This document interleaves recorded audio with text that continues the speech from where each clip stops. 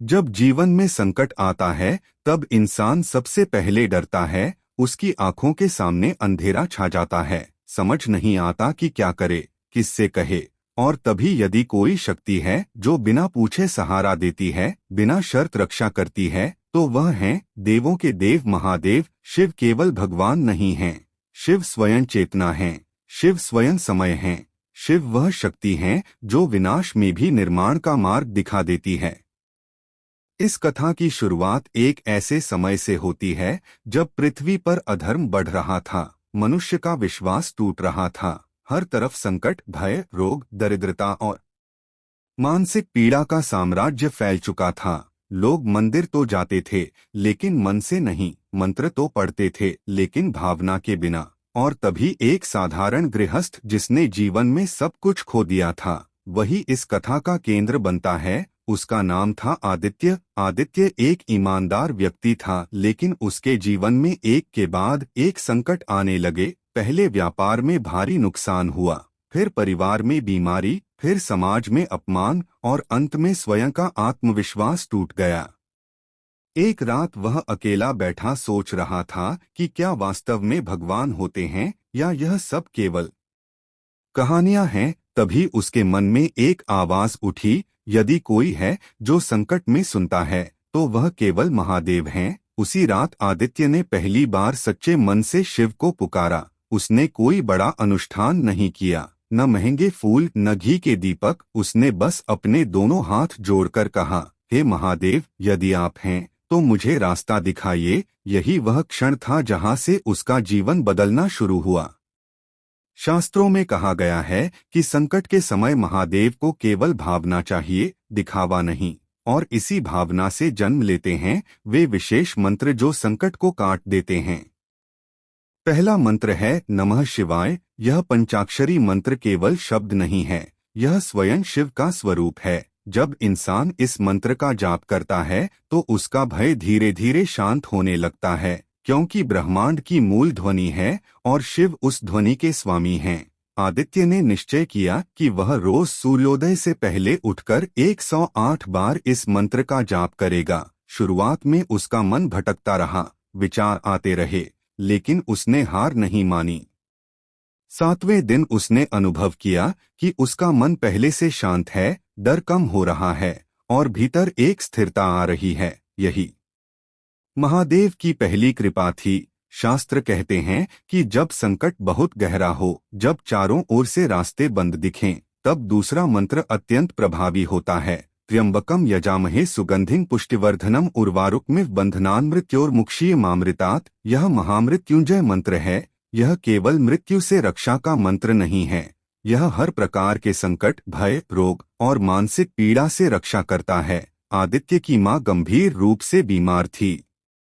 डॉक्टरों ने हाथ खड़े कर दिए थे। उस रात उसने पूरी श्रद्धा से इस मंत्र का जाप किया। आंखों से आंसू बहते रहे लेकिन आवाज में विश्वास था। और अगले ही दिन मां की स्थिति में सुधार दिखने लगा। यह कोई चमत्कार नहीं था, यह मंत्र की ऊर्जा थी। शिव पुराण में लिखा है कि यह मंत्र स्वयं शिव ने ऋषि मार्कंडेय को दिया था, और जो इसे श्रद्धा से जपता है उसके जीवन में संकट टिक नहीं पाता। तीसरा मंत्र जो संकट के समय अत्यंत शक्तिशाली माना गया है वह है नमो भगवते रुद्राय। रुद्र शिव का वह स्वरूप है जो अन्याय को सहन नहीं करते।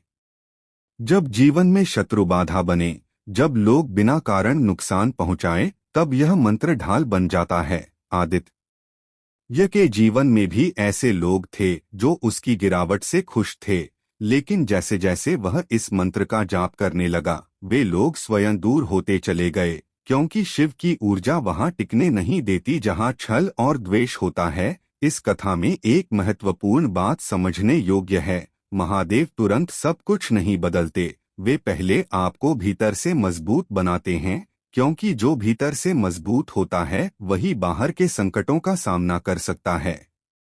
आदित्य का जीवन धीरे धीरे बदल रहा था। उसके विचार सकारात्मक होने लगे, निर्णय स्पष्ट होने लगे, और यही वह अवस्था है जहां महादेव स्वयं मार्गदर्शन करते हैं। पुराणों में कहा गया है कि जब शिव प्रसन्न होते हैं तो वे स्वयं साधक के जीवन में संकेत भेजते हैं। कभी सपने के माध्यम से, कभी किसी साधु के शब्दों में, कभी किसी घटना के रूप में, और आदित्य के साथ भी ऐसा ही हुआ। एक दिन वह एक पुराने शिव मंदिर पहुंचा, जहां एक वृद्ध साधु ने उसे केवल इतना कहा, संकट भगवान की परीक्षा नहीं, तुम्हारी तैयारी है।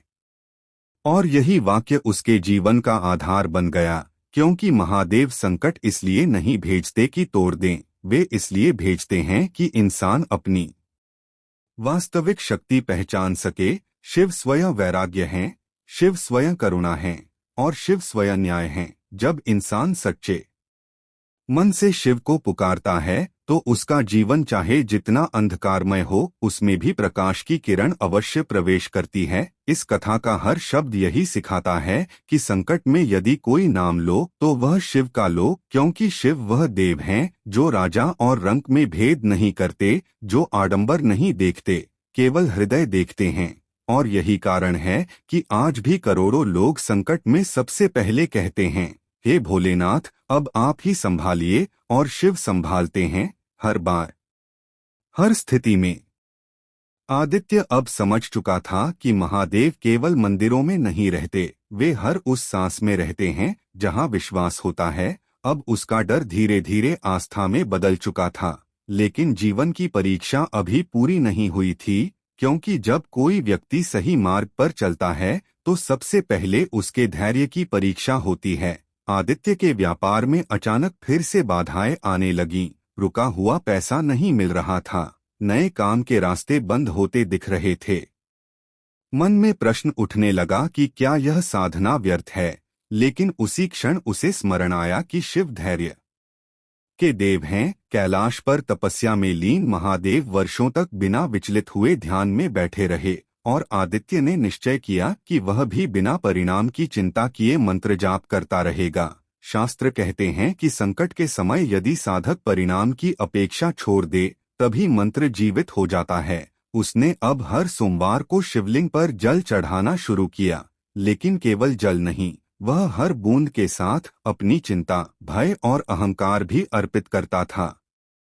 क्योंकि शिव को जल अर्पण का वास्तविक अर्थ है अपने भीतर की अशांति को बहा देना। इसी दौरान उसे पता चला कि संकट में एक और मंत्र अत्यंत प्रभावी माना गया है। नमः शिवाय शांताय हर्ये परमात्मने प्रणतः क्लेशनाशाय योगिना पत्ये नमः। यह मंत्र विशेष रूप से मानसिक तनाव, भय और अस्थिरता को शांत करता है। जब आदित्य रात में इस मंत्र का जाप करता तो उसे पहली बार वर्षों बाद गहरी नींद आने लगी। उसके चेहरे पर स्थिरता आने लगी, क्योंकि शिव का प्रभाव पहले मन पर पड़ता है, और जब मन शांत होता है तो परिस्थितियां स्वयं बदलने लगती हैं। पुराणों में वर्णित है कि महादेव संकट में साधक को अकेला नहीं छोड़ते, वे स्वयं किसी न किसी रूप में सहायता भेजते हैं। कभी सही व्यक्ति के रूप में, कभी सही विचार के रूप में, और कभी सही समय पर सही निर्णय के रूप में। आदित्य के जीवन में भी ऐसा ही हुआ। एक दिन अचानक उसे एक पुराने मित्र का फोन आया, जिसने बिना कारण उसे नए काम का प्रस्ताव दिया। यह वही मित्र था जिससे वर्षों से कोई संपर्क नहीं था। आदित्य समझ गया कि यह संयोग नहीं, शिव का संकेत है, क्योंकि शिव जब मार्ग खोलते हैं तो बिना शोर के खोलते हैं। इसी बीच उसकी माँ पूरी तरह स्वस्थ होने लगी, घर का वातावरण शांत होने लगा। लेकिन सबसे बड़ा परिवर्तन उसके भीतर हो चुका था। अब वह संकट से डरता नहीं था, वह उसे शिव की सीख समझता था। यही कारण है कि शास्त्रों में कहा गया है कि शिव भक्त को संकट डराता नहीं, निखारता है। अब कथा एक और गहरे रहस्य की ओर बढ़ती है। संकट के समय केवल मंत्र ही नहीं, भाव भी उतना ही आवश्यक है। शिव को यदि कोई प्रिय है तो वह है सच्चाई, सरलता और विनम्रता। आदित्य ने अपने जीवन में झूठ, छल और दिखावे को छोड़ दिया, क्योंकि उसने समझ लिया था कि महादेव को प्रभावित करने के लिए बाहरी आडंबर नहीं, भीतरी पवित्रता चाहिए। एक रात ध्यान के दौरान उसे अनुभव हुआ कि उसका मन अत्यंत हल्का हो गया है, जैसे कोई भारी बोझ उतर गया हो। यह वही अवस्था है जिसे शास्त्रों में शिवकृपा की पहली अनुभूति कहा गया है, जहां साधक को उत्तर मिलना शुरू हो जाता है। लेकिन शब्दों में नहीं, अनुभव में। उसी रात उसे स्वप्न आया कि वह एक अंधेरी गुफा में फंसा हुआ है और अचानक वहां से एक उज्ज्वल प्रकाश प्रकट होता है। वह प्रकाश धीरे धीरे शिवलिंग का रूप ले लेता है और एक गूंजती हुई आवाज आती है, संकट समाप्त नहीं होंगे, पर तू उनसे ऊपर उठ जाएगा। जब आदित्य की नींद खुली तो उसकी आंखों में आंसू थे, लेकिन वे भय के नहीं, कृतज्ञता के थे, क्योंकि यह वही अवस्था है जहां शिव साधक को स्वीकार करते हैं। अब उसकी साधना और गहरी हो गई। उसने जाना कि संकट के समय एक और अत्यंत प्रभावशाली मंत्र है, ह्रीं नमः शिवाय। यह बीज मंत्र है जो नकारात्मक ऊर्जा को काट देता है। जब वातावरण भारी लगे, जब घर में अशांति हो, तब यह मंत्र कवच बन जाता है। आदित्य ने इसे अपने घर में उच्चारण करना शुरू किया और कुछ ही दिनों में घर का वातावरण पूरी तरह बदल गया। शास्त्र कहते हैं कि जहां शिव मंत्र का उच्चारण होता है, वहां नकारात्मक शक्तियां टिक नहीं पाती। इस कथा का उद्देश्य केवल मंत्र बताना नहीं, बल्कि यह समझाना है कि महादेव संकट में मार्गदर्शक बनते हैं, लेकिन शर्त केवल एक है, पूर्ण समर्पण। शिव को आधा मन स्वीकार नहीं, वे पूर्ण विश्वास मांगते हैं, क्योंकि शिव स्वयं पूर्ण हैं और जो पूर्णता चाहता है उसे पूर्ण समर्पण देना पड़ता है। आदित्य अब यह जान चुका था कि संकट जीवन का अंत नहीं, बल्कि शिव द्वारा दिया गया अवसर है, स्वयं को जानने का, स्वयं को निखारने का और स्वयं से ऊपर उठने का। यही कारण है कि आज वह व्यक्ति जो कभी टूट चुका था, अब दूसरों को संबल देने लगा था, क्योंकि जिसने शिव को पा लिया, उसने संसार का भय खो दिया। और यही इस कथा का मूल सत्य है कि जब संकट आए तो घबराओ मत, भागो मत, बस महादेव का स्मरण करो, क्योंकि शिव वह देव हैं जो टूटे को जोड़ते हैं, गिरे को उठाते हैं और अंधेरे में भी प्रकाश बन जाते हैं। समय बीतता गया और आदित्य के जीवन में संकट अब भी आते रहे, लेकिन अब वे उसे तोड़ते नहीं थे, बल्कि भीतर से और मजबूत बना रहे थे। क्योंकि जब इंसान शिव से जुड़ जाता है तो उसका दृष्टिकोण बदल जाता है। वह समस्या को समस्या नहीं, साधना मानने लगता है। इसी बीच एक ऐसा संकट आया जिसने आदित्य की आस्था की अंतिम परीक्षा लेनी चाहिए। उसके जीवन में एक बड़ा अवसर आया, लेकिन उसके साथ जुड़ा था एक बड़ा धोखा। यदि वह गलत मार्ग चुनता तो धन मिल सकता था, लेकिन आत्मा खो जाती, और यदि सही मार्ग चुनता तो संघर्ष बढ़ जाता। आदित्य असमंजस में पड़ गया। उसी रात वह शिवलिंग के सामने बैठा और पहली बार उसने कुछ मांगा नहीं, उसने केवल इतना कहा, हे महादेव, मुझे वही दीजिए जो मुझे आपको पाने के योग्य बनाए। यही वह वाक्य था जिसने उसकी चेतना का स्तर बदल दिया, क्योंकि शास्त्र कहते हैं कि जब साधक सांसारिक फल नहीं बल्कि ईश्वर की योग्यता मांगता है, तभी शिव वास्तविक रूप में प्रकट होते हैं। उसी क्षण उसके मन में एक असीम शांति उतर आई, जैसे भीतर से कोई बोझ हट गया हो और निर्णय स्वयं स्पष्ट हो गया। उसने गलत मार्ग को त्याग दिया, भले ही उसका अर्थ था कुछ समय और संघर्ष, लेकिन यही वह निर्णय था जिसने उसके जीवन की दिशा तय कर दी। क्योंकि शिव सिखाते हैं कि जो अभी सही है वही सदा सही होता है। उसी रात आदित्य ने एक और मंत्र का स्मरण किया जो संकट के समय अत्यंत दुर्लभ माना गया है, नमः शिवाय शिवाय नमः। यह मंत्र साधक के भीतर और बाहर दोनों स्तरों पर सुरक्षा कवच बनाता है। इस मंत्र का जाप करते समय उसे ऐसा अनुभव हुआ मानो कोई अदृश्य शक्ति उसके चारों ओर रक्षा घेरा बना रही हो। पुराणों में वर्णित है कि जब साधक सच्चे भाव से शिव मंत्र का जाप करता है, तब स्वयं रुद्रगण उसकी रक्षा करते हैं। अब आदित्य के जीवन में परिवर्तन केवल बाहरी नहीं, आंतरिक भी था। उसके शब्दों में सौम्यता आ गई, क्रोध कम हो गया, अहंकार गलने लगा। क्योंकि शिव अहंकार को सहन नहीं करते, वे उसे तोड़कर ही शरण देते हैं। इसी कारण कैलाशपति स्वयं भस्म धारण करते हैं। यह भस्म हमें सिखाती है कि अंत में सब कुछ नश्वर है, और जो इस सत्य को स्वीकार कर लेता है उसके लिए संकट का भय समाप्त हो जाता है। अब कथा उस गूढ़ रहस्य की ओर बढ़ती है जिसे बहुत कम लोग समझ पाते हैं। संकट के समय महादेव केवल मंत्र से नहीं, मौन से भी उत्तर देते हैं। कई बार साधक पूछता है लेकिन उत्तर नहीं मिलता, क्योंकि शिव चाहते हैं कि साधक स्वयं उत्तर बन जाए। आदित्य ने भी कुछ दिनों तक कोई संकेत नहीं पाया, कोई सपना नहीं, कोई घटना नहीं, केवल शांति। और यही वह अवस्था थी जहां उसका धैर्य परिपक्व हुआ, क्योंकि शिव का मौन भी उपदेश है। जब साधक इस मौन को समझ लेता है तब उसे किसी शब्द की आवश्यकता नहीं रहती।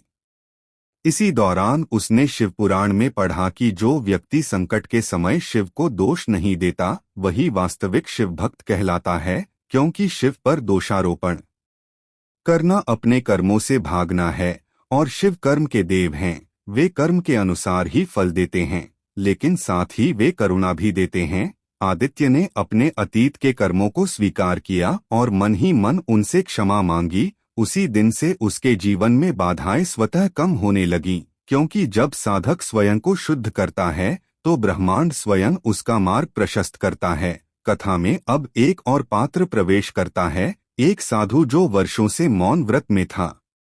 आदित्य उससे एक मेले में मिला। साधु ने बिना कुछ कहे केवल उसके सिर पर हाथ रखा और उसी क्षण आदित्य की आंखों से आंसू बहने लगे, क्योंकि वह स्पर्श किसी सामान्य मनुष्य का नहीं था, वह शिव की करुणा का था। साधु ने केवल इतना कहा, संकट अब तेरे लिए गुरु हैं।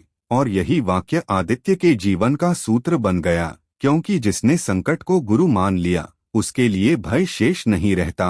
अब आदित्य समझ चुका था कि महादेव उसे केवल बचा नहीं रहे, बल्कि उसे तैयार कर रहे हैं किसी बड़े उद्देश्य के लिए, किसी बड़ी भूमिका के लिए। और यही शिव की लीला है। वे पहले तोड़ते हैं, फिर गढ़ते हैं, फिर निखारते हैं और अंत में स्वयं में मिला लेते हैं। इस भाग का सार यही है कि संकट के समय यदि महादेव से जुड़ना है तो केवल मंत्र पढ़ना पर्याप्त नहीं, जीवन को भी शिवमय बनाना पड़ता है। सत्य, संयम, करुणा और वैराग्य को अपनाना पड़ता है, तभी मंत्र जागृत होता है, तभी शिव साथ चलते हैं और तभी संकट साधना बन जाता है, न कि पीड़ा।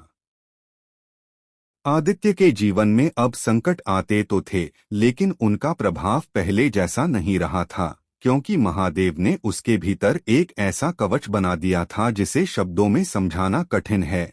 यह कवच मंत्रों से नहीं बल्कि समझ से बना था। समझ की हर परिस्थिति अस्थायी है और केवल चेतना स्थायी है। अब आदित्य को यह अनुभव होने लगा था कि जब भी कोई कठिन निर्णय सामने आता उसका मन स्वतः शांत हो जाता और भीतर से सही उत्तर उभर आता।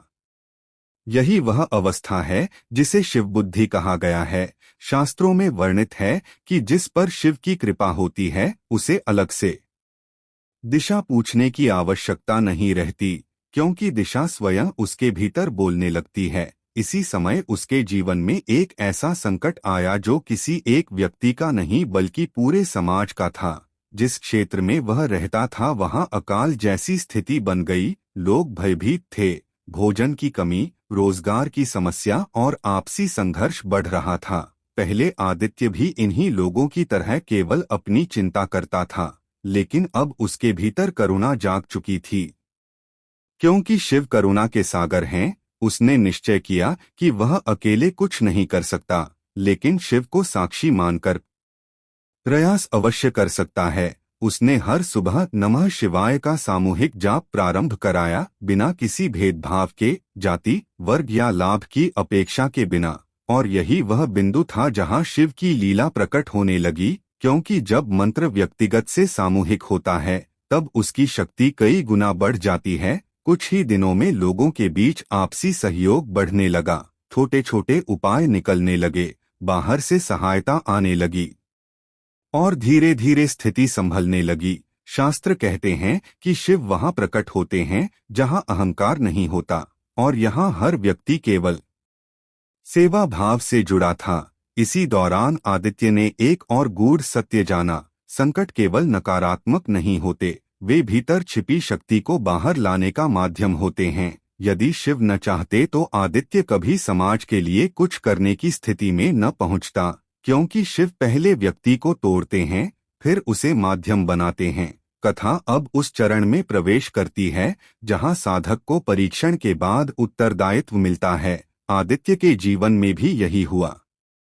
लोग अब उससे मार्गदर्शन लेने लगे, सलाह पूछने लगे, और यह वही समय होता है जहां अहंकार फिर से सिर उठाने का प्रयास करता है। लेकिन शिव की कृपा से आदित्य सतर्क था। उसने हर निर्णय से पहले महादेव का स्मरण करना नहीं छोड़ा, क्योंकि वह जानता था कि जिस दिन उसने स्वयं को कर्ता समझ लिया, उसी दिन शिव उससे दूर हो जाएंगे। शास्त्रों में स्पष्ट कहा गया है कि शिव भक्ति का पहला शत्रु अहंकार है, और जो इसे जीत ले वही शिव को पा सकता है। इसी क्रम में एक रात आदित्य को एक अत्यंत स्पष्ट स्वप्न आया। उसने देखा कि वह एक विशाल श्मशान में खड़ा है।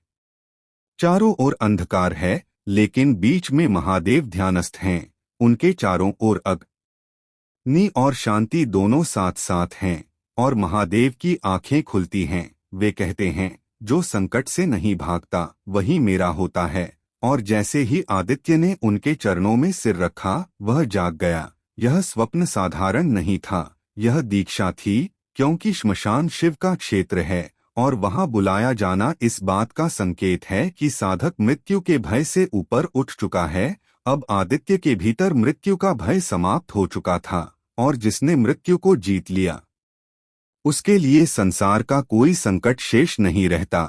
इसी अवस्था में एक अंतिम और अत्यंत शक्तिशाली मंत्र का उल्लेख आवश्यक है, जिसे बहुत कम लोग जानते हैं। कालाय नमः, महाकालाय नमः। यह मंत्र समय के भय को समाप्त करता है, क्योंकि महाकाल स्वयं समय के स्वामी हैं। जब साधक इस मंत्र का जाप करता है, तब उसे भविष्य की चिंता नहीं सताती, क्योंकि वह जान जाता है कि जो होगा वह शिव की इच्छा से होगा। आदित्य ने इस मंत्र को अपनी साधना में सम्मिलित किया, और इसके साथ ही उसके भीतर एक असीम स्थिरता आ गई।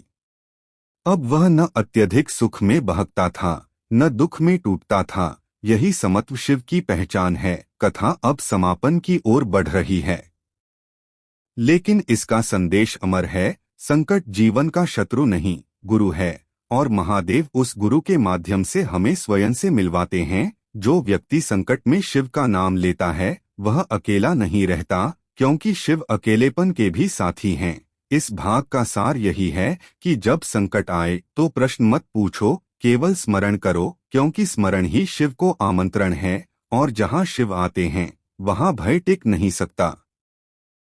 आदित्य अब वही व्यक्ति नहीं रहा था जो कभी भय, अभाव और असहायता में जी रहा था। उसका बाहरी जीवन बदला या नहीं बदला, यह उतना महत्वपूर्ण नहीं था जितना यह कि उसका आंतरिक संसार पूर्ण रूप से शिवमय हो चुका था।